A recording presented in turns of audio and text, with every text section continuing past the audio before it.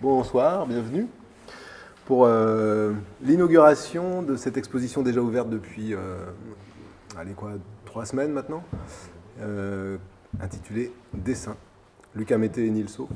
Donc que vous avez peut-être vu au jardin d'hiver, et sinon on va aller s'y promener là dans quelques minutes, après ce début de discussion, pour voir ce qui rapproche ou ce qui éloigne, mais plutôt ce qui rapproche, Luca Mété et Nilso. Et pourquoi à Maison Fumetti on a choisi de rassembler deux expositions qui existaient, mais voilà, de les faire dialoguer ensemble, parce qu'il nous semblait évident qu'il y avait quelque chose dans le trait, dans la manière dont Luca et Nilso travaillent le trait, le dessin et la bande dessinée. Il y a quelque chose d'assez cousin ou copain. Je ne sais pas, c'est vous qui allez nous le dire. Pour ceux qui ne sauraient pas du tout de quoi il s'agit, Luca Mété est notamment l'auteur de 3 volumes d'une série, on va dire, oui. Voilà, d'un univers qui s'appelle Papa, Maman, Fiston, aux éditions Actes Sud. Mais avant ça, il y a bien d'autres choses. Il y en a quelques exemples sur la table d'Aladin qu'Emmanuel a amené. Il y a notamment des bouquins chez l'association. Nilso est l'auteur notamment de la série Jérôme d'Alphagraphe, publié chez Flubelub presque entièrement, et de livres aussi aux éditions Misma, comme Gros ours et petits lapins, Kimi le vieux chien, ou encore le tout récent Les cabanes de Nilso, qui est en avant-première ici, en vente, puisqu'il sort à la fin du mois. Et ça correspond exactement à ce projet de cabane qui est exposé là-haut, et qui donc rassemble des dessins de cabane, sorti de l'imagination de ce monsieur qui est en train de dessiner. Qui est en train de dessiner quoi? Qu'est-ce que tu es en train de dessiner? Mon boulot en retard. Ton boulot en retard, ouais, il en profite pour bosser. C'est-à-dire? Là, je fais un truc qui s'appelle des globules, que j'ai commencé pendant le confinement, comme tout le monde, comme tous les musiciens, les écrivains qui ont commencé à dessiner pendant le confinement. Et moi, j'ai commencé à faire des personnages qui vivent dans le corps humain. Et j'essaie de penser à tout ce que j'avais appris quand j'ai fait de la biologie, quand j'étais en fac, etc. Donc j'essaie de me rappeler des tissus, enfin tout le lexique me revient en tête. Mais alors, pour l'instant, j'ai pas mis de texte, mais je pense aux images avant le texte. Mais la mitochondrie, enfin, les choses comme ça, la division des cellules, voilà. Eh bien, parlons de mitochondrie. Ah, la mitochondrie. Donc je m'amuse. Voilà. Ouais. Et l'idée, c'est je veux remplir un carnet complet pour une expo. Voilà. Qui aura lieu dans un an, mais je veux faire vraiment un gros pavé, quoi. Un carnet de globules. Oui, voilà. Mais du coup, j'enchaîne. Bon, là, j'ai pris un nouveau carnet pour venir ici parce que j'ai toujours peur de perdre l'autre. Quand on a déjà fait 400 pages, ça m'est déjà arrivé de le perdre dans un train à carnet, c'est très angoissant, quoi. Je l'ai retrouvé, mais pendant 15 jours, j'étais très angoissé, quoi. Tu avais laissé l'adresse dessus? Non, j'avais rien laissé du tout. Et pendant 15 jours, je me rappelle, je disais à tout le monde, c'est pas grave, on s'en fout. En fait, c'est l'enfer. Donc je prends toujours un carnet vierge quand je prends le train. Ou alors, si c'est entre 2 trajets précis où je fais vraiment attention. Mais là, pour venir à une discussion et tout, il y a toujours un truc qu'on peut laisser ou dans un restaurant. Et donc, voilà. C'est pour ça qu'il n'y a qu'une page. Là, il y a une page d'un côté, et puis de l'autre côté, il y a mon autre projet que je fais en même temps. Je fais 3 projets en même temps. L'autre projet, c'est ça, ça s'appelle les July, et puis je l'ai commencé à la naissance de mon fils il y a 6 ans, et c'est censé représenter des enfants, des petits immatures comme ça, qui vivent en espèce de troupeau. Tu l'avais commencé avant, je me rappelle. J'ai peut-être commencé avant. Ah oui, j'ai commencé à... Oui. Il y a des pages dans Il a raison, en plus. Des grands dessins. Non, parce qu'en plus, j'ai imaginé le projet, enfin le début du projet, c'est parce que Lucas, justement, c'est marrant, je n'avais pas pensé à ça, j'avais plus d'appart, j'avais plus rien, j'étais SDF, et j'ai discuté avec Lucas à Angoulême, et il m'a dit qu'il y avait une possibilité d'avoir un appartement gratos pendant 1 an avec la maison des auteurs à Angoulême. Et par contre, il y avait une session, il fallait envoyer un dossier, etc. Puis grâce à Lucas, j'ai pu rencontrer Pili Mignoz tout de suite, et puis elle a accéléré la procédure. Par contre, il fallait que j'ai un thème Et j'en avais pas. Et donc j'ai sorti un truc, des petits personnages qui naissent au début du mois de juillet et qui disparaissent à la fin du mois de juillet, quoi. Et j'ai appelé ça les July. Elle me dit ah ouais, c'est super intéressant, mais en fait j'avais aucune idée. C'est sorti comme ça, je sais pas. On est Donc, beaucoup vrai, plus méfiant ici quand ça, on reçoit les gens pour les résidences. Donc ça a commencé. C'est vrai que ça a commencé à ce moment-là. C'était en Ah, je sais pas quand c'était. 2013. Mais tu me disais, Donc, ah non, moi je veux un enfant. Tu me disais. Ouais, c'est vrai. C'est vrai, c'était obsessionnel. Bon, c'est le cas maintenant. Donc c'était il y a 9 ans. J'ai commencé ça il y a 9 ans. Voilà. Ok. En tout cas, c'est les globules qu'on voyait tout à l'heure, justement, me faisaient penser au July. Il y a ce truc de le motif de petits personnages. Ouais, il y a qui se eu baladent. des interpénétrations d'un projet à l'autre. Ouais. Tu disais que tu commences, enfin voilà, c'est le dessin qui commence à construire quelque chose, puis éventuellement tu rajoutes ensuite du texte ou tu construis la narration. On avait l'impression en préparant aussi l'exposition avec les quelques camarades de Maison Fumetti avec qui on a bossé dessus, que c'était un de vos points communs d'être sur le dessin d'abord, sur quelque chose qui serait laissé libre cours ou pas, mais ça vous allez me l'expliquer.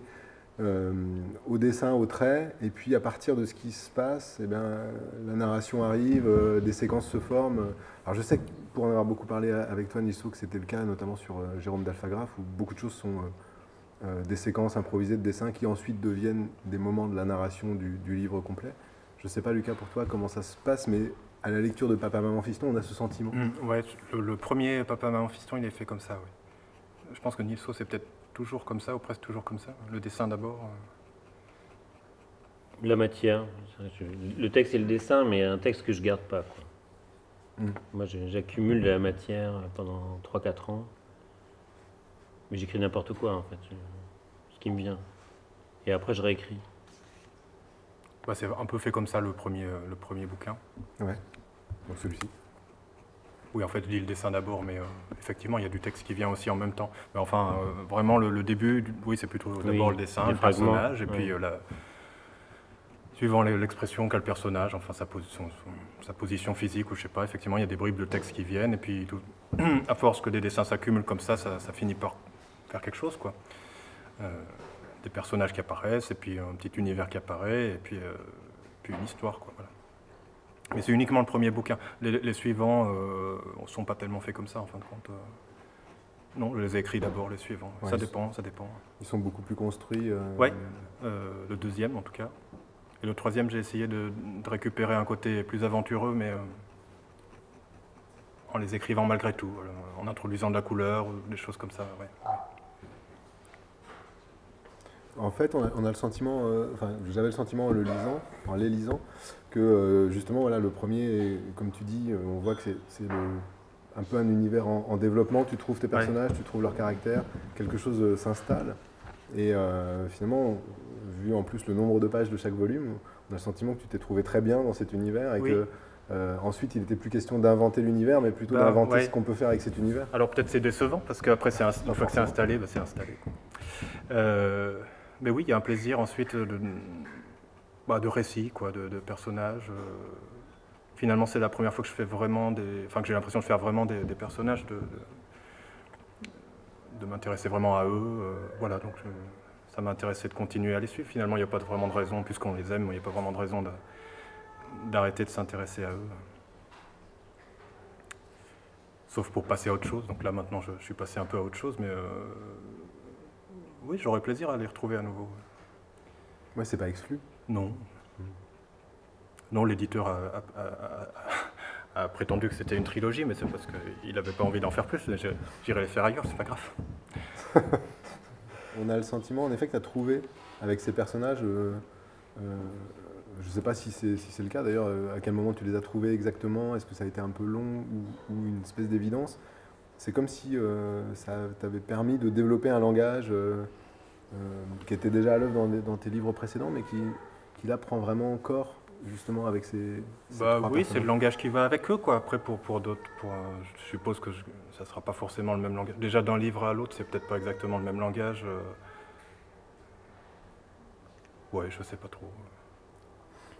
En tout cas, ça me faisait penser, puisque je savais qu'on allait dialoguer avec vous deux, que ça me faisait penser à ce qui est arrivé à Nilso avec Jérôme d'Alphagraphe, un personnage où ça vient un peu spontanément, mais quand même, il est ensuite suffisamment, je ne sais pas si c'est souple ou évident pour pouvoir prolonger sur plusieurs livres. Ouais. Et en même temps, j'ai l'impression que pour pouvoir prolonger, il faudrait qu'il y ait un renouveau, je sais pas trop lequel, quoi, mais qu'il faudrait que j'arrive à les... qu'ils ne restent pas trop figés, quoi. Que ce soit dans la manière de les représenter, ou dans ce qu'ils vivent, ou dans je sais pas quoi. Ça me dirait de continuer, mais je ne peux pas continuer comme ça. Là, il faudrait trouver une piste, quoi, un truc où je me dise, ah tiens, là, il y a de quoi tirer pendant un moment, à nouveau avec ces personnages, mais sur un autre mode. Bon.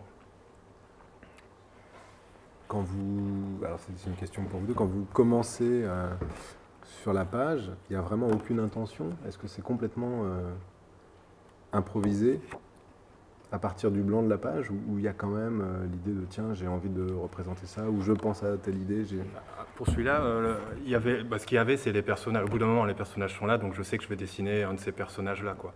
Mais ouais, vraiment, j'essayais de le faire comme ça.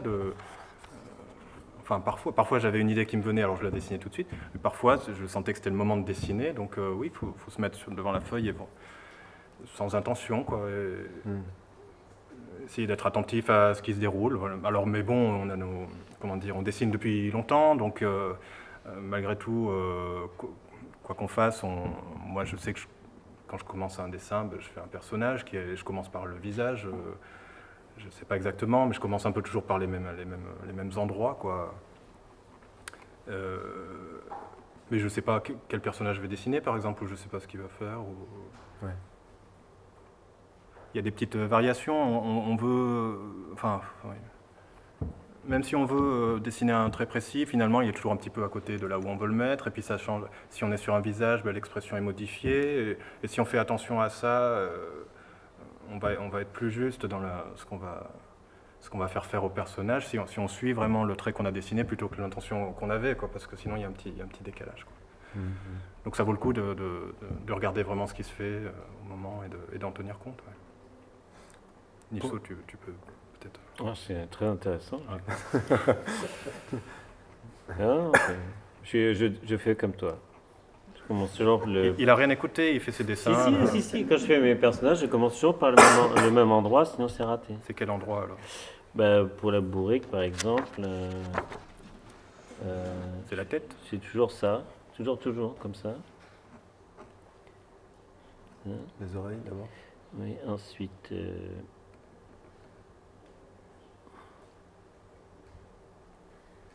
Voilà. Parce que si ça, je le rate, c'est pas la peine de continuer le dessin. Donc, il vaut mieux le faire au début, comme ça, si c'est pourri, je mets du noir. Je fais comment on appelle ça, un repentir, comme on dit en peinture. Et sinon, là, maintenant, c'est bon, quoi. Je peux faire le reste. Et finalement, en fait, quand... Ouais, c'est ça. C'est ça, l'idée. Oh, pardon. Parce qu'hier, on a fait un petit entretien à la radio, Nilso, par téléphone. Alors, il y avait une question sur spontanéité. Voilà. Il me disait, après coup, quand même, que c'est pas tant d'être spontané que je cherche, c'est d'obtenir une fraîcheur, quoi. Alors, c'est soit par le moyen de la spontanéité, mais soit par un autre moyen. Donc, parce que si on fait un truc spontané, mais quand on n'est pas dans l'état qu'il faut, finalement, la spontanéité, elle peut obtenir la fraîcheur, mais elle peut tout à fait obtenir... nos clichés habituels, quoi. On retombe. Si on fait pas gaffe, même la spontanéité nous fait encore plus retomber dans les trucs qu'on a l'habitude de faire, quoi. Donc ensuite, j'ai fait un crayonné pour qu'il y ait un autre moyen de trouver de la fraîcheur. Une fois que j'avais eu l'impression que la spontanéité, elle pouvait plus m'aider, quoi, parce qu'au bout d'un moment, je retombe dans les mêmes formes, tout ça, ça me dérange. Toi, Nilso, t'es peut-être moins dérangé. Enfin, je me rappelle, tu disais des trucs, je sais pas trop. T'es peut-être moins dérangé par le fait de reproduire les mêmes formes pendant longtemps. Moi, je ne sais pas dessiner. Non, je ne sais pas dessiner dans le sens, je ne suis pas un dessinateur naturel, je ne sais pas écrire non plus. A priori, je ne sais rien faire spécialement.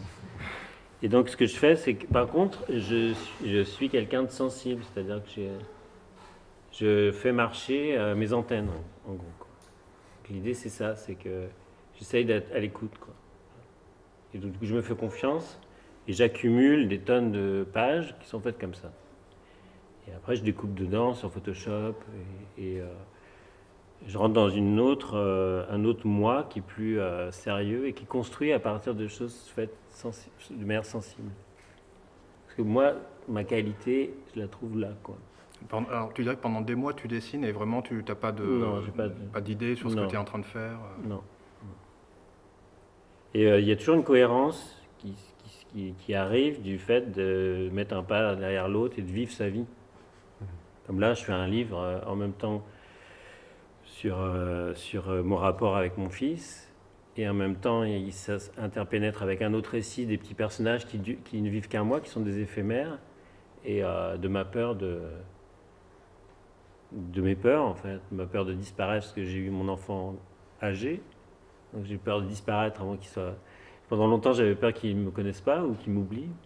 Donc ça a animé un livre. Mais au début, j'y ai pas pensé, sinon j'aurais pas eu un enfant à 50 ans si j'avais pensé à ça. Donc c'est venu après, voilà. Quand j'ai fait Jérôme et le lièvre, c'était sur le deuil, voilà, j'étais en deuil. Donc c'est après coup, je me suis dit, waouh, j'ai fait un bouquin hard, quoi. Quand j'ai fait Kimi le vieux chien, j'étais dans la dépression d'après une séparation, donc une dépression un peu plus vivable en quelque sorte que le deuil, d'une certaine manière un deuil, mais plus court, mais violent. Ouais. Donc Kimi, c'est comique, parce que je pense, parce que je me suis rendu compte en réalisant le truc que quand on est dans une séparation, on est dans l'autocomplaisance, et puis en même temps on se moque de soi-même et on se voit dans la glace. Moi, c'est pour ça que j'ai fait un chien qui ressemble à une serpillière. Parce que quand je me voyais dans la glace, je voyais un vieux chien qui ressemblait à une serpillière. Mais je ne l'ai pas vu comme ça tout de suite. J'ai d'abord fait ce chien fait avec quelques traits qui disparaît dans la nature, mais je me suis rendu compte après que j'avais moi-même envie de disparaître dans de l'humus, tellement j'avais honte, quoi, de ma situation. Et en même temps, ça me faisait rire, quoi. Mais j'aurais pas pu me dire, bon, là, je vais faire un truc sur la séparation, sur ce que c'est de plus avoir d'appart, plus d'argent, plus d'avenir, quoi, sur 6 mois. J'aurais pas pu. Certains écrivains ont cette structure où ils ont appris à écrire, où ils ont lu, ils sont nourris et ils ont suffisamment de culture ou d'érudition pour faire ça. Je sais pas que je manque d'érudition, mais c'est plus... je peux lire un livre, par exemple, en diagonale et en tirer suffisamment pour commencer à dessiner avec ce que j'ai lu en diagonale, et puis ne le lire le livre qu'après, par exemple. Des choses comme ça, c'est une manière de faire. Ou écouter regarder un film, dessiner, écouter de France Musique en même temps, et essayer de capter des fragments. Voilà, et je peux pas travailler avec un scénario, quoi. Ça me stresse. Je prends des notes, là, j'ai des notes que je lirai jamais, quoi. Je les ai fait dans le train parce que j'ai besoin pour un texte, mais en fait le texte il est dans ma tête maintenant, et ça je relirai jamais ça, quoi. Voilà. J'ouvre jamais mon courrier non plus à la maison. J'ai des stress, quoi, plein de stress. Tu dis que tu le reliras jamais, mais même pour aller rechercher une idée que tu avais formulée correctement. Quand je travaillais avec Marie-Sœur, ce qui était bien, c'est que je lui donnais tout ça. Ouais. C'est ça qui était... c'est elle qui coupait dedans. Ouais. Ou alors je lui disais, j'ai commencé un livre avec un personnage qui est qui est monté dans un arbre, ça ressemble un petit peu au Baron Perché d'Italo Calvino. Tu pourrais pas le lire pour me dire si mes idées sont pas trop proches, des choses comme ça. Du coup, elle lisait tout ce qui avait rapport avec les stélites, avec les personnages qui s'isolaient. Donc elle arrivait avec plein d'idées, plein de fragments, des bouts de texte. Voilà.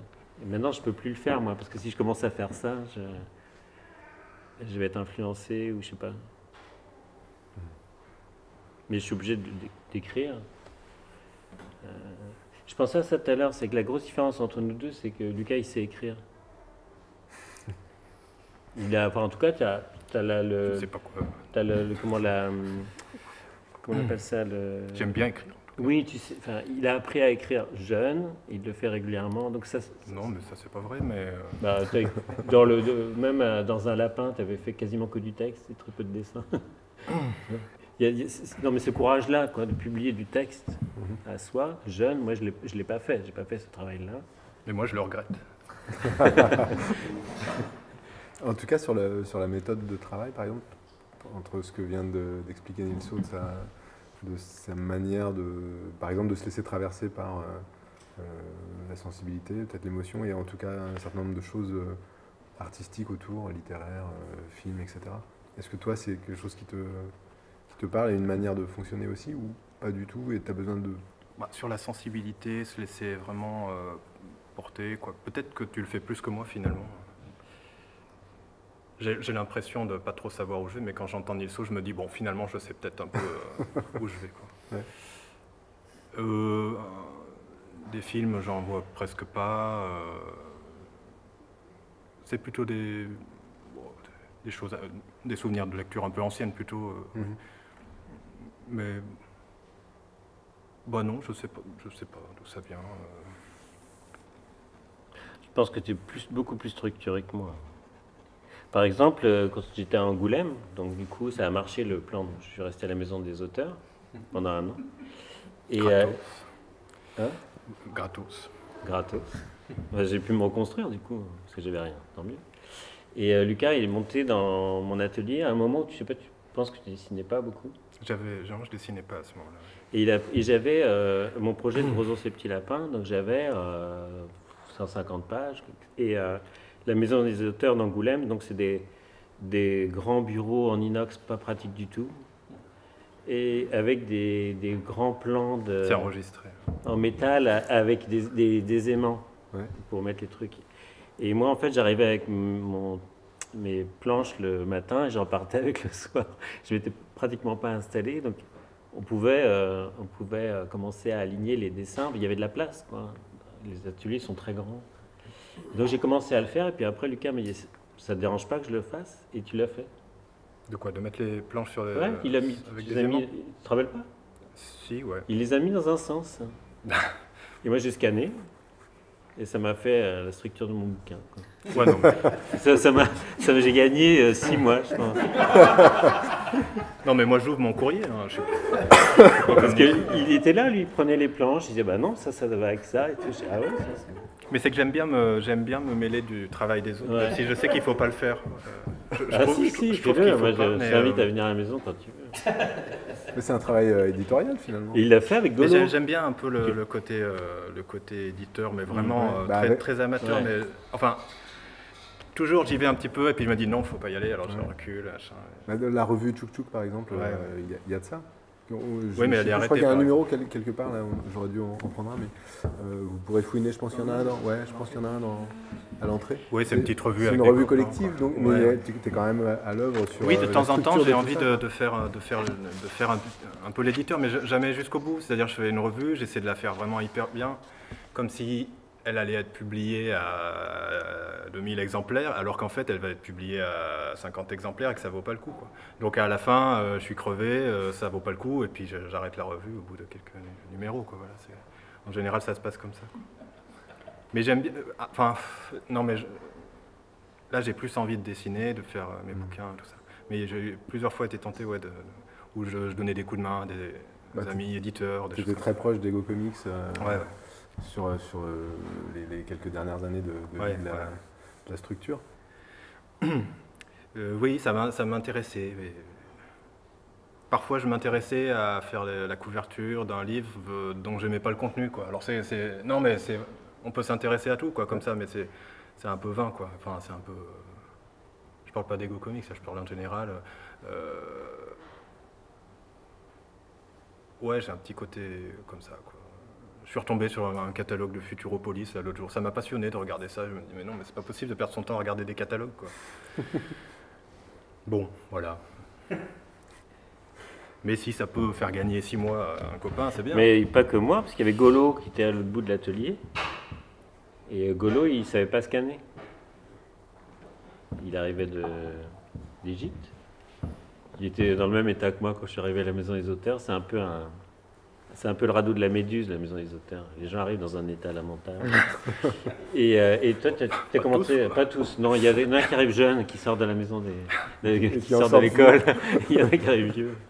Et tu as commencé à scanner pour lui? Tu as fait vachement de boulot. Ouais, j'ai fait 6 scans. Ouais, donc Non, mais maintenant, je fais plus tout ça, en fait. Ouais. Tu te retiens. Non, c'est bon. Non, mais parce que je dessinais plus. Comme Ah oui, oui, ouais, oui, je oui, dessinais si tu plus. dessinais pas. Tu avais du temps. Faut s'occuper, quoi. Sur les bouquins Papa, Maman, Fiston, tu as essayé de contrôler au maximum la forme aussi du livre, tout l'aspect éditorial. Il faut quand même laisser l'éditeur faire un peu son travail, sinon au bout d'un moment, ils se sentent un peu volés, quoi. C'est normal. Mais enfin, j'ai fait les couves. La fabrication, c'était l'idée de l'éditeur, quoi. Le papier brillant. La 4e de couve en noir et blanc, voilà, ça c'est les idées de l'éditeur. Mais à part ça, oui, si, je contrôle tout, ouais, c'est vrai. C'est comme ça. En tout cas, pour revenir un peu dans le processus, une fois que tu as, notamment sur le premier livre, une fois que tu as dessiné librement, trouvé les personnages, fait différentes séquences, après il y a un gros travail de montage, de c'est ça, renarration à des endroits. Oui. Bah oui, comme un peu le principe de Nilsson, quoi. Il faut trouver l'ordre, boucher les trous, réécrire les textes qui finalement vont pas, choisir entre deux séquences là, qui sont visiblement, enfin c'est l'une ou l'autre, mais on en a fait 2 parce qu'on a oublié la première ou parce qu'on hésite trop. Bien que, enfin bon, c'est un récit et ça en est pas, enfin c'est pas un récit très orthodoxe, quoi, donc il y a parfois plusieurs solutions au même problème. Enfin, j'ai gardé plusieurs.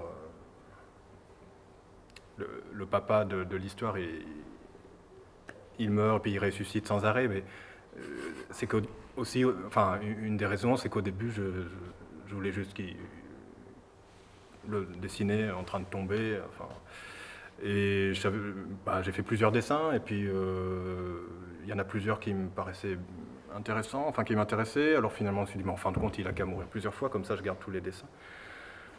Et pas par radinerie, mais parce que tous ces dessins m'intéressaient. Donc je ne veux pas non plus subordonner complètement ce que je dessine à un récit. Comment on dit normalement, il faut que le dessin soit au service du récit. Bon, moi, c'est pas tellement ça, quoi. Je trouve pas qu'il y ait aucune partie qui doit être au service de l'autre, quoi. Je sais que tout s'enrichissent mutuellement, quitte à ce qu'à la fin, ça soit presque pas un récit, quoi. Mais quand même, là, ça en est presque un, je trouve. Il y a des personnages, il se passe des trucs, c'est une histoire, quoi. Ça, en tout cas, ça donne le sentiment de... Ça pourrait rappeler lointainement un certain nombre de feuilletons du début du XXe, c'est-à-dire des choses qui se faisaient de manière séquentielle dans des journaux et qui n'avaient pas été pensées pour forcément faire un récit complet, mais qui chaque fois reprenaient des personnages, avançaient. Tu veux dire des feuilletons écrits? Ça pourrait, ou Rocambole, ou je ne sais quoi, qui s'en tire toujours, qui meurt plein de fois, mais qui... Et il y a ce sentiment-là de quelque chose qui, en fait, rien n'est grave, il peut y avoir des séquences un peu graves, mais rien n'est grave, et hop, on repart à zéro sur... Souvent dans des récits, même des romans qui me plaisaient, à un moment donné, on faisait mourir le personnage, je me disais non mais là, ça va trop loin, pourquoi faire ça? Ça me faisait un peu sortir du récit, c'est comme si... Mais non, mais là on veut vraiment trop me faire croire que c'est un récit, alors que moi je le lis, je m'intéresse au personnage, mais je sais que c'est un livre, je suis en train de lire un livre en copie. Donc je veux pas non plus... j'ai envie de dire sans arrêt que c'est du dessin quand même, quoi, qu'on soit à la fois avec les personnages et à la fois avec moi en train de dire regardez, je dessine mes personnages. Enfin, tout ça, j'ai envie de faire participer un peu le lecteur à l'aspect création, un peu, quoi. Ouais.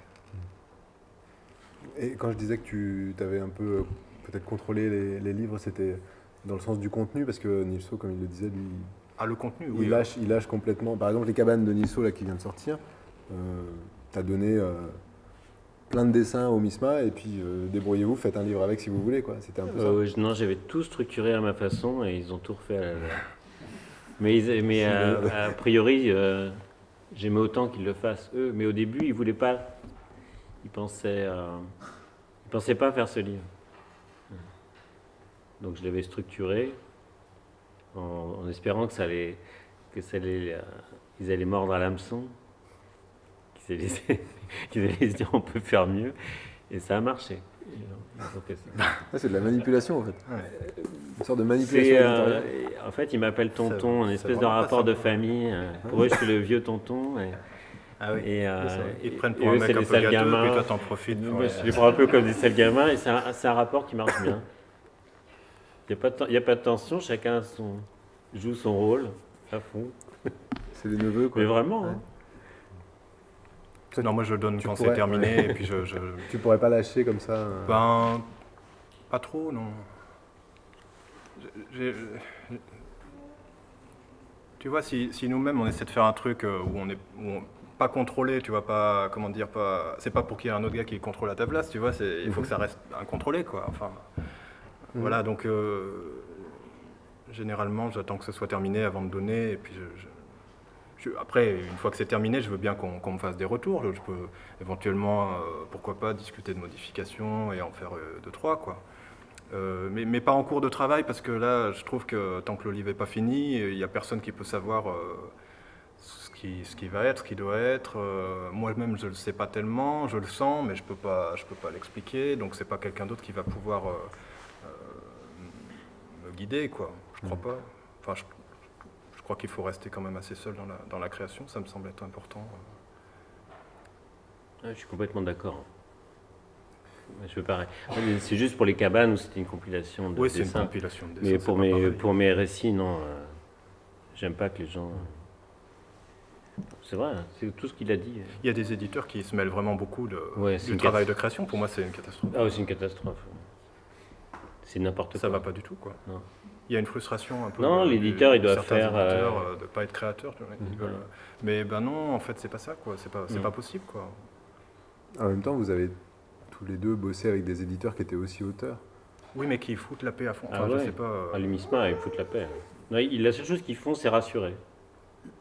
Non, mais Misma, c'est très bien parce que ils encouragent. Ouais. Encourager, voilà, ça c'est Ouais. le boulot d'un éditeur. Encourager, quoi. Voilà. Et c'est tout, quoi. Quand ils n'ont pas de nouvelles, ils t'appellent en disant bah alors, mon petit gars, ça va? T'es bien? Ah oui, ça va.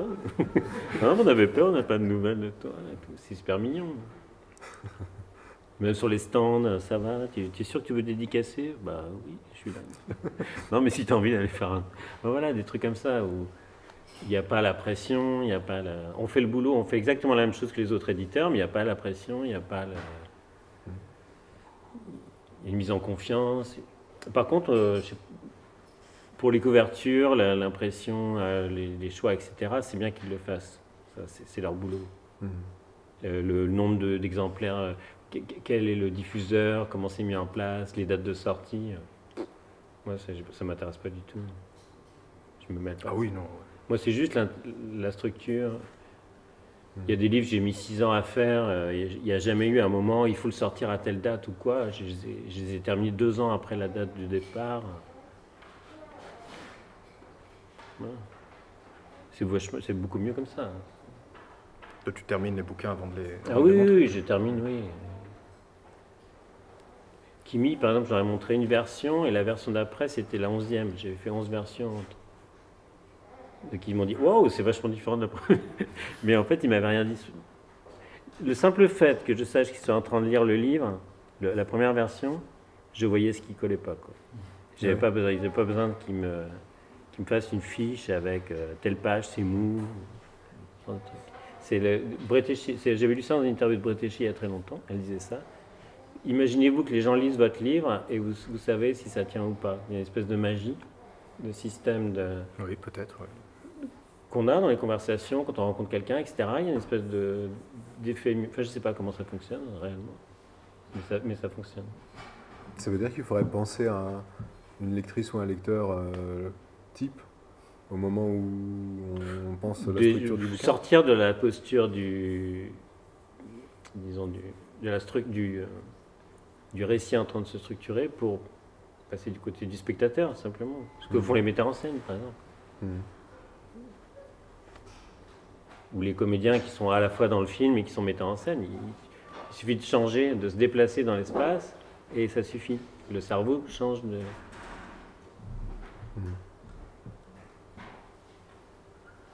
Tu penses à ça aussi, Lucas comment, Je sais pas. comment le livre va prendre par rapport à des gens qui le lisent? Même cette question-là de se dire, tiens, des gens vont lire ça.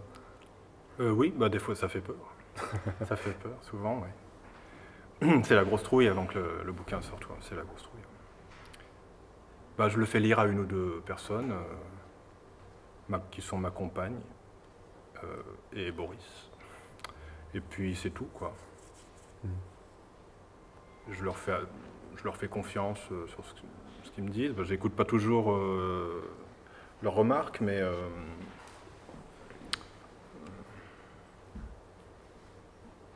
ça fait un premier rapport avec des lecteurs, quoi. Bah oui, est-ce que je me dis que ça va être lu? Quand même si, oui, ça dépend, ça dépend. Le premier, je sais pas, le premier quand je l'ai relu à la fin, j'ai dû sentir que ça allait être lu et je me suis dit mais on n'y comprend rien.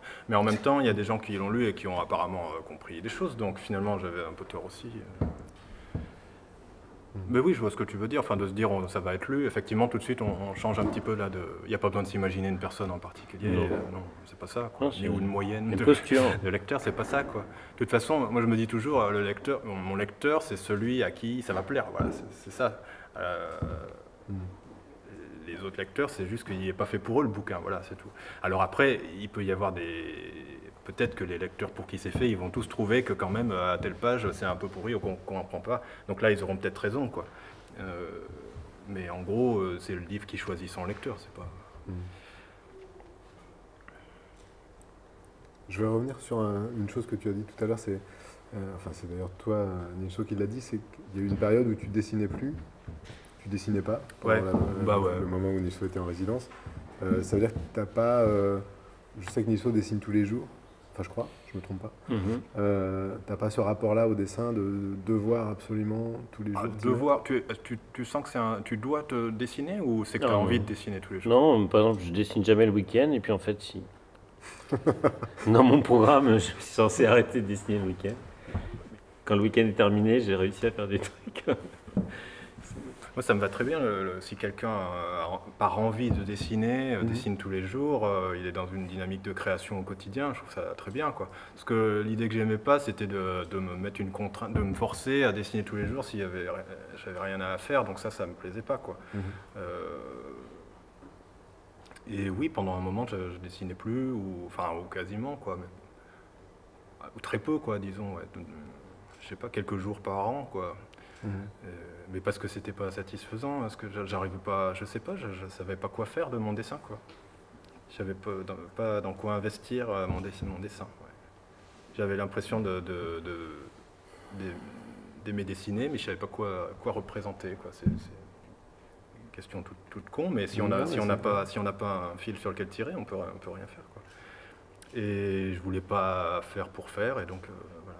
Et quand c'est revenu, d'ailleurs c'est revenu au moment où Nilso était en résidence, j'ai commencé à faire un truc dans mon coin. Je me rappelle, j'étais à une terrasse de café et puis tu es passé à côté et tu as vu que j'étais en train de dessiner. Alors j'avais tout planqué vite fait parce que je voulais pas qu'on me voie en train de faire. Je voulais pas avoir la moindre réflexion. Mais pas la moindre, et tu voulais commencer à parler, et ça m'a beaucoup stressé. Et donc, voilà, et là c'est revenu petit à petit, et maintenant j'aurais tendance à... Enfin, là je fais de la couleur en ce moment, parce que je fais une bande dessinée en couleur, donc c'est de la couleur que je fais tous les jours. Mais sinon j'aurais tendance à dessiner, je pense, tous les jours, mais parce que c'est devenu un... J'espère que c'est pas juste un tic, et c'est pas parce que c'est mon boulot non plus, enfin j'espère, quoi. Bien que ça puisse devenir un peu ça, quoi. Mais j'ai un plaisir enfin, je trouve que c'est un enrichissement de dessiner. J'essaye de faire qu'à chaque fois que je dessine, ça soit un enrichissement, donc autant le faire au quotidien. Mais pas par devoir. Ouais. Mais tu te souviens de ce qui a stimulé les retrouvailles avec le dessin? Je sais pas, j'ai trouvé un truc où je me suis dit, ah tiens, là il y a une piste, quoi. Il y a un truc où je ne vais pas me retrouver à refaire sans arrêt, mais même... C'est terrible, le dessin. Je faisais du dessin un peu d'après nature, par exemple. Généralement, le dessin d'après nature, c'est conseillé pour éviter de retomber dans des tics. Hein. On observe la réalité, et comme ça, on ne fait pas son petit monde intérieur. Mais en fin de compte, quand on dessine depuis longtemps, on est tellement dans son monde intérieur, ou alors dans la retranscription du monde extérieur est tellement accaparée par les muscles de notre main et tout ça. Je me dis, ah voilà un visage, ça c'est pas mes BD, ça c'est pas les trucs que je dessine sans arrêt, c'est pas l'œil, c'est pas la forme du nez sur laquelle je retombe sans arrêt, donc je commence à... Et puis en fait, si, ça retombe sans arrêt au premier trait, c'est vraiment très déprimant. Enfin, si on a envie de sortir de ça, c'est vraiment très déprimant, quoi. Ouais, pour moi, il faut qu'il y ait du nouveau, quoi. Enfin, je sais pas comment dire, il faut qu'il y ait du nouveau et quelque chose qui soit pas gratuit, quoi. Bon. T'as un dessin assez rapide ou pas tant que ça? Parce que finalement, les 3 volumes de Papa Maman Fiston sont assez conséquents, sortis à peu d'intervalle, alors peut-être que ça remonte à plus longtemps. Ouais, les sorties ont été toutes un peu décalées dans tous les sens. En tout cas, il y a quand même un nombre de pages conséquent en quelques années. Oui, non, mais oui. Et puis j'ai envie de dessiner beaucoup, donc oui, c'est devenu rapide. Ouais. C'est devenu rapide, c'est devenu agréable la plupart du temps. Alors que c'était très difficile pour moi, c'était très désagréable les premières années. Mon premier bouquin, j'ai passé 2 ans à le faire, il fait 60 pages. Normalement, on passe pas 2 ans sur 60 pages, quoi. C'était l'enfer. Les 2-3 suivants, c'était l'enfer, et puis maintenant, c'est plus l'enfer, alors c'est le paradis. Toi, Nilso, tu as un plaisir à dessiner. Oui. T'en as jamais... Il est jamais retombé, finalement. Enfin, je sais pas. Non. Mais non, mais ça se... Enfin, on n'a pas l'impression mon premier bouquin, c'était un récit autobiographique de 24 pages. Et j'ai mis 6 ou 7 ans à le faire. Et après, j'ai fait un Jérôme de... Je crois qu'il fait 120 ou 130 pages. Et je faisais 4 pages par semaine.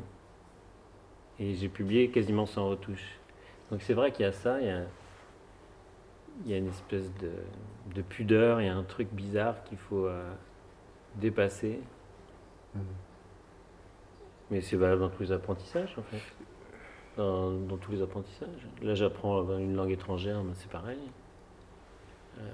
La musique, ça doit être pareil. Moi, je ne suis pas musicien, mais ça doit être pareil. Je pense que c'est le cerveau qui... la façon dont c'est fait, où il faut quand même insister, il faut faire des... ça ressemble à des chemins dans le sable qui s'effacent, puis au bout d'un moment, à force, il y a une espèce de tranchée, un truc, et, il suffit de se remettre dedans et on continue la balade. C'est un truc comme ça, je sais pas. Pour moi, c'est pas juste un problème technique de comment je dessine, est-ce que j'arrive à... Enfin, je sais pas, faut que je trouve en fait, c'est ça faut que je trouve un chemin de vie, quoi, je sais pas, et puis que je puisse le faire en dessin, quoi. Enfin... Mais il y a, tout à l'heure, je pense, sur le sujet, il y a un truc intéressant, c'est que ça m'est quand même arrivé à un moment donné, parce que j'ai toujours voulu répéter la même journée avec la même page, le même carnet ou le même papier, et je me suis fait confiance en me disant que la vie, les événements de la vie, tout ce qui se passe change le dessin. Tu veux faire la même chose, parce qu'en fait c'est ça l'existence, tu mets un pas derrière l'autre, et puis tu restes avec le même corps, la même famille, les mêmes parents, etc. Et malgré tout, tout est différent. Donc je voulais reproduire ça. Et à un moment donné, ça n'a pas fonctionné. À un moment donné, je faisais des dessins de cabane, ceux qui sont exposés là-haut. Là. Et puis j'ai commencé à vendre mes dessins. Et à un moment donné, j'ai fait ce qu'on peut voir dans l'art singulier ou des choses comme ça. C'est-à-dire que je me suis retrouvé à reproduire quasi à l'identique des dessins que j'avais vendus. Et j'en ai pas fait beaucoup, mais j'en ai fait 3 ou 4 comme ça. Et là, j'ai eu une espèce de frisson d'horreur, un truc le long de la colonne vertébrale, de dégoût, quoi, en voyant les merdes que j'avais fait. C'était vraiment épouvantable. Et du coup, c'est assez drôle parce que je m'en suis rendu compte parce que j'étais face à une classe, j'intervenais dans une classe.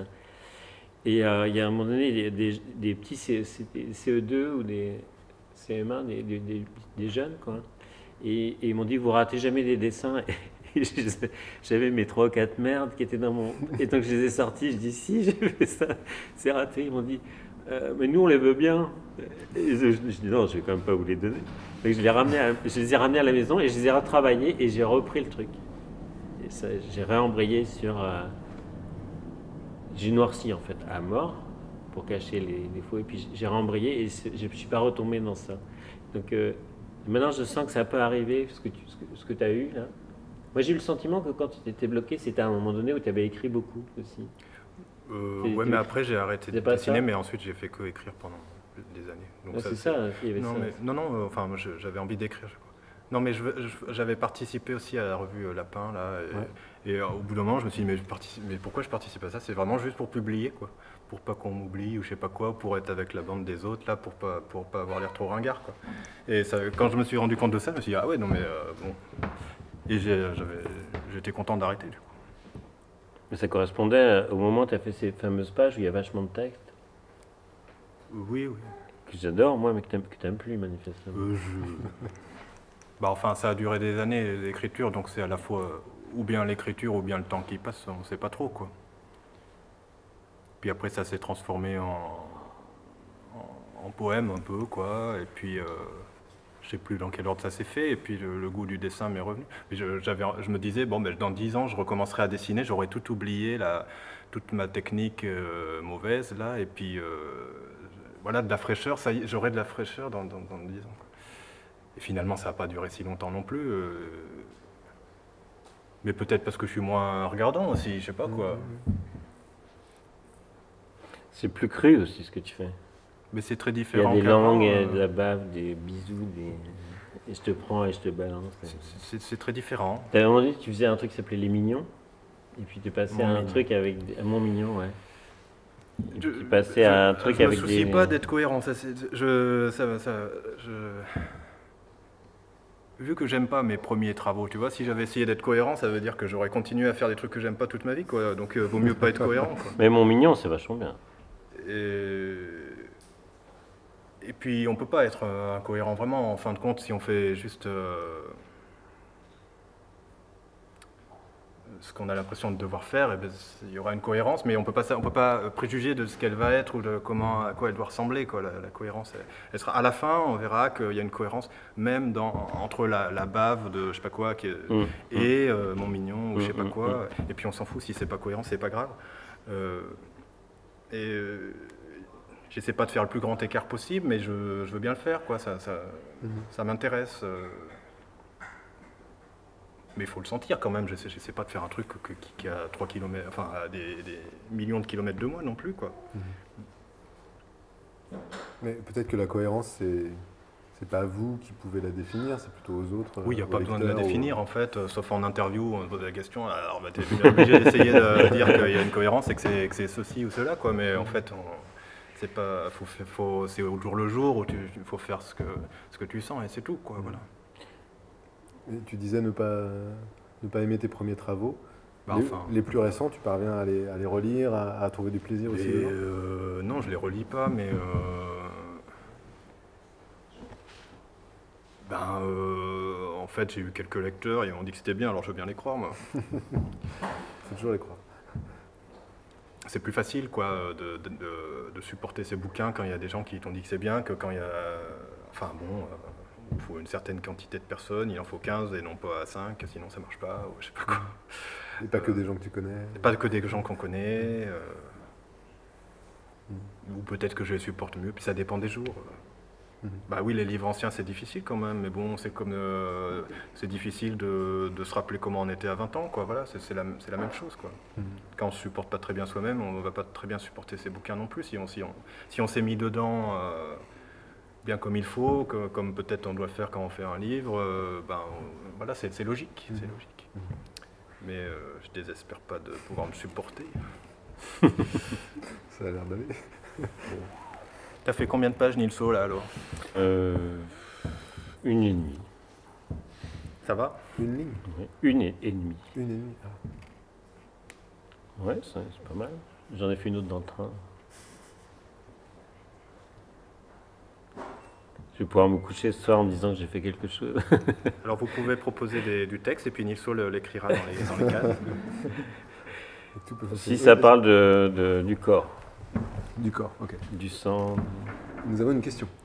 Oui, pour aucun de vous deux, ça s'est jamais bien passé avec un éditeur qui voulait un peu trop travailler en collaboration pendant la construction de la BD ou du projet? Moi, j'aurais pas eu le cas finalement. Les premiers éditeurs, ils n'étaient pas du tout ce genre-là. Et puis, je chez Actes Sud, mon éditeur peut travailler comme ça avec certains auteurs, mais moi je lui ai expliqué que je ne le sentais pas et que je ne pouvais pas bien travailler comme ça, et donc il a admis le truc, quoi. Nilso, toi, je sais pas. Ouais. Bah, par exemple, avec Flebele, j'ai claqué la porte à un moment donné parce que je recevais mon bouquin avec des corrections, les trucs entourés en rouge, la page est molle, le dessin et ça me rendait mais malade. Alors que le dessin, c'est vraiment la partie de ma vie où il ne se passe jamais rien de tragique, où tout va bien. Et là, je recevais ça, j'étais là. Et donc, pendant des années, j'ai triché, c'est-à-dire que j'attendais le dernier moment pour faire les corrections qu'ils me donnaient. Et puis, je faisais d'autres choses. Je changeais des choses qu'ils ne m'avaient pas demandé de changer, par esprit de contradiction. Et je renvoyais le manuscrit au dernier moment, ils étaient obligés de le publier, et puis à un moment donné, ils m'ont dit bah, « tu te fous de nous ?» Je dis non, pas vraiment. Je fais ce que je peux. » Et donc ça s'est arrêté, mais bizarrement, pour répondre à la question, là, on vient de faire un livre pour enfants ensemble. Alors, ce qui s'est passé, un truc, c'est qu'on a réédité le premier tome de Jérôme, et ils m'ont demandé de faire une préface.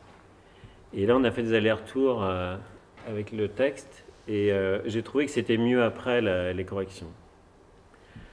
Donc je me suis dit, peut-être que maintenant, j'ai peut-être changé ma manière de...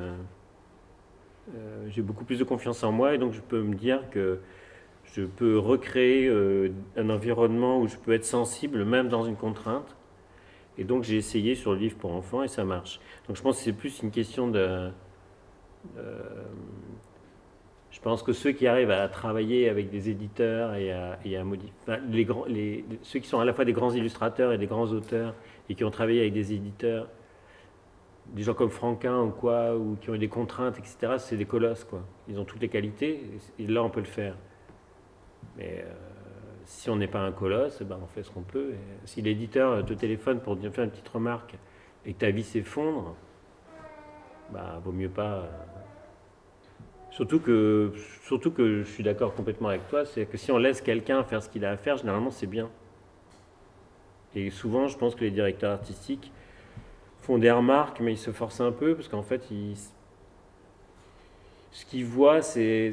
En fait, il y a une cohérence, ce qu'on appelle en littérature, je crois qu'on appelle ça faire son eau. Un écrivain, il fait son eau, il fait son truc, il regarde sa bassine d'eau claire, et puis il plonge les mains dans la boue, parce qu'il voit quelque chose, et puis il trouve un trésor, sauf que ça trouble l'eau. Donc il faut attendre que l'eau soit à nouveau claire, que ça sédimente. Et voilà, il y a cette espèce de truc où tu agis, ça trouble, tu es obligé d'attendre, etc. Ça, l'auteur, il a que ça à faire.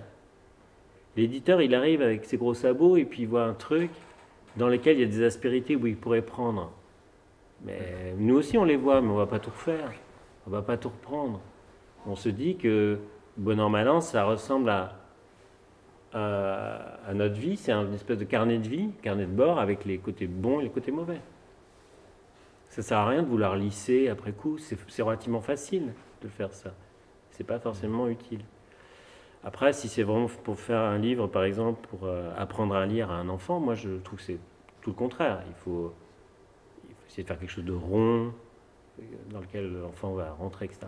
Mais pour nous, nos bouquins,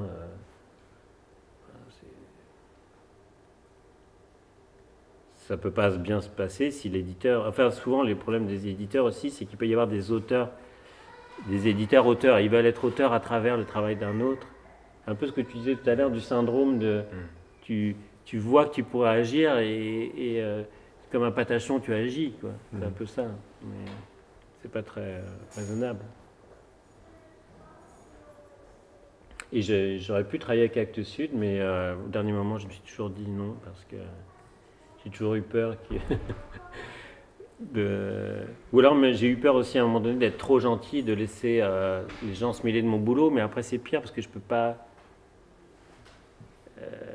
Là par exemple ce bouquin, là, je viens de le découvrir, j'ai envie d'aller dormir avec ce soir, le poser sur la table de nuit, le regarder avant d'éteindre, c'est mon truc, quoi.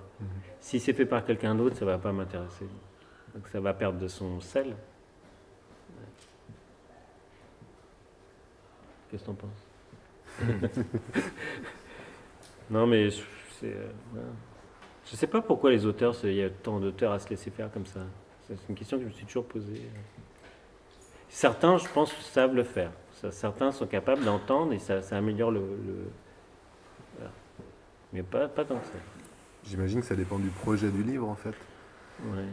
De qu'est-ce que tu attends de ce livre, peut-être même tout simplement de manière pragmatique en termes de vente ou d'accessibilité ou je ne sais quoi. Qui sont normalement des questions qui devraient ne pas revenir aux auteurs, mais certains peuvent s'y intéresser, je pense. Mais c'était il y a un truc très intéressant que tu as dit tout à l'heure, c'est que nous, on est des dessinateurs de BD, on n'est pas des écrivains. Je pense qu'un écrivain, il fait on peut couper dans le texte. J'ai dit ça. Non, mais tu vas comprendre. C'est-à-dire qu'à un moment donné, tu disais, je garde des dessins qui sont pas par radinerie, mais je garde des dessins parce qu'ils sont justes aussi. Et ils ont le droit d'être vus dans le processus. Voilà, c'est ça. C'est ça qu'il y a dans le dessin. Comme dans la comédie, par exemple, ou comme dans le cirque. Moi, je compare souvent la bande dessinée à un tour de magie. Il y a un côté de tour de magie. Oui, je suis d'accord. Voilà. Qu'il n'y a pas dans l'écriture d'un écrivain. Où là, il y a une érudition, un style. Enfin, pour moi, c'est vraiment différent. Parce qu'ils ont ils n'ont pas la musique comme au cinéma, ils n'ont pas le dessin comme nous, ils ont que la rigueur du texte. Donc, ils sont obligés d'être secs. Et des fois, l'éditeur, pour le coup, peut aider à assécher un livre. Mais pour la BD, ça peut être du gâchis. Parce qu'il va manquer... je me rappelle, Fleu-Beleu, par exemple, quand on a réédité le tome 1, finalement, on ne l'a pas fait, mais j'aurais voulu qu'il réintroduise 4 pages, on voyait Jérôme sur son lit en train de bouquiner. C'était juste ça, il était sur son lit, dans la roulotte, et puis pendant gaufrier de 16 cases, pendant 4 pages, on voyait juste tourner les pages. Il m'avait dit, mais ça sert à rien. Tu mets une page, on a compris. Mais non. C'est bien d'avoir 4 pages, un type qui écrit, qui lit. Parce que là, on se rend compte qu'il est vraiment... Et puis surtout, on peut les passer vite fait, mais les pages, elles sont là. Je ne sais pas si tu vois ce que je veux dire. C'est déjà assez dérisoire. Enfin, je suis en train de me rendre compte que ça me remue, mais c'est un truc, c'est âpre de faire de la bande dessinée. Et le seul intérêt, je pense, c'est que c'est presque... le lecteur peut voir pratiquement un manuscrit, quoi. C'est aussi ça qui est intéressant par rapport à un livre qu'on va retrouver publié chez Folio avec la même typo que ce soit pour Stendhal que pour Flaubert, etc. Et donc tout est dans le texte, dans le rythme, dans la qualité de l'écriture. Alors que nous, il y a plein de petits aspects qui vont parler à des gens de tout âge. Enfin, il y a tout cet aspect-là. Et donc je trouve ça dommage d'aller triturer. Voilà. Jérôme, tu voulais dire? Non, mais pourquoi il n'y a pas eu plus de... la façon dont tu racontes l'histoire, j'ai l'impression que tu t'es couché devant le désir de l'éditeur. Il n'y a pas eu plus de confrontation et de volonté de défendre cette... Si, j'ai résumé. Ouais, c'est ça. Non, mais on a quand même travaillé... Non, après, moi, je retravaille avec Fleu-Beleu parce que ce que je trouve intéressant, c'est que c'est les seuls qui ont voulu me publier au début. Et du coup, j'aurais jamais fait de BD s'il n'y avait pas eu des gens comme ça. Donc... Il y a un vrai rapport d'amitié aussi, on se connaît bien. Voilà. Il y a eu une confrontation, mais qu'est-ce que tu veux dire par la fin? Pourquoi à la fin, il n'y a pas eu les 4 pages? C'est que tu as dit, tu as compris, tu as considéré que c'était plus important qu'elle n'y soit pas que... Non, c'est-à-dire qu'à un moment donné, dans nos rapports, il y avait des choses qui ne comprenaient pas et que c'était trop long à expliquer.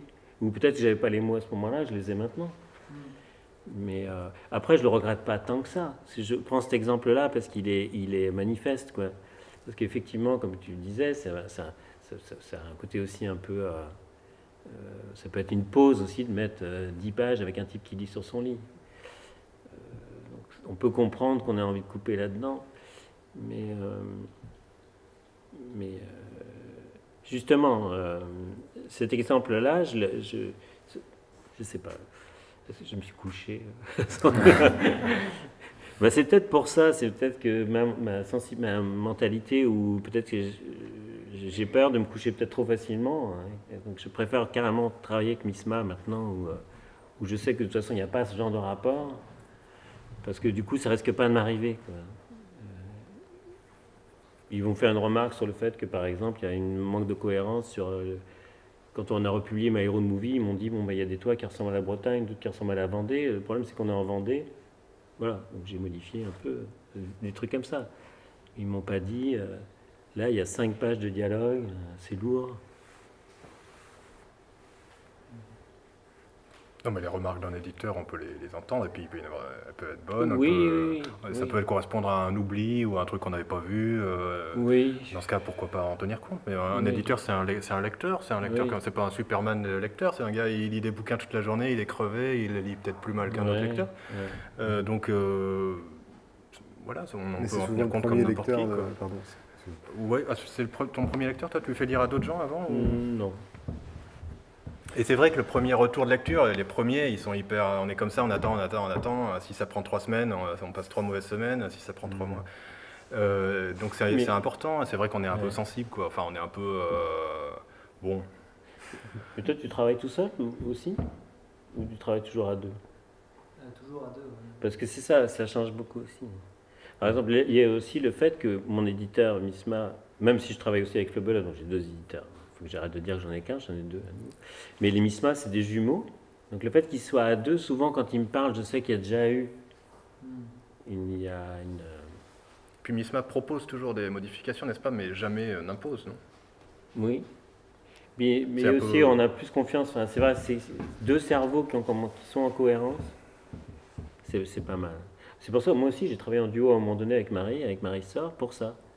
Parce qu'à un certain moment, on travaillait, on était dans le même appart, puis on était dans 2 pièces différentes, on échangeait par mail, et on avançait super vite, comme ça. Parce qu'effectivement, du coup, ça peut éliminer des fausses routes, des mauvais... tout ce qui est lu au quotidien. Après, quand on est tout seul, on peut rentrer dans quelque chose qui peut être soit euphorique, soit dépressif. Hein, voilà. Et ça peut être plus compliqué après de montrer, c'est plus dangereux du coup de montrer. Il y a ça aussi. On va voir les dessins peut-être, non? Ouais, complètement.